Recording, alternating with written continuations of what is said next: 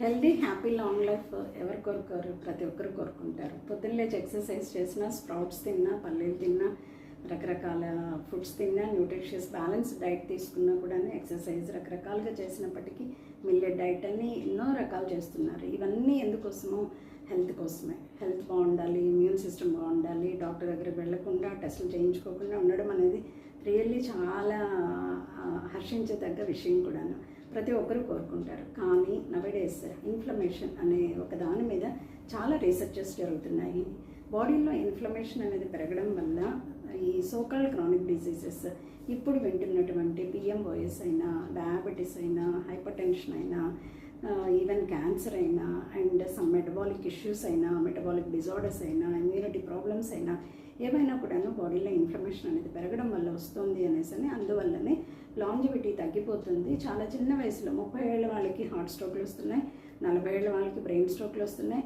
70లోనో 60 తర్వాతన, 70 తర్వాతన, 80 తర్వాతన రావాల్సిన కంప్లైంట్స్ చాలా ఎర్లీ ఏజ్లో వస్తున్నాయి. 40 ఏళ్ళ వాళ్ళు బీపీ, డయాబెటీస్ అని, థైరాయిడ్ అని, అండ్ కొలెస్ట్రాల్ మెడిసిన్స్ అని, తర్వాత యాంటీ స్ట్రోక్ మెడిసిన్స్ అని, నైట్ పడుకునే ముందు ఒక రకం మెడిసిన్స్ అని, ఇలా రకరకాల మెడిసిన్స్తోని తమ డైలీ లైఫ్ రొటీన్ ఏదో సాధిస్తున్నాం అనుకొని అసలు సాధించవలసిన హెల్త్ని అయితే అచీవ్ చేయలేకపోతున్నారు. ఇక్కడ నేను మీతో మాట్లాడాలనుకున్న అంశం ఏంటి అంటే, ఇన్ఫ్లమేషన్ ఉన్నది అని బాడీలో ఎలా తెలుస్తుంది? దానికోసం కొన్ని టెస్టులు మేము డాక్టర్స్ సజెస్ట్ చేస్తాము.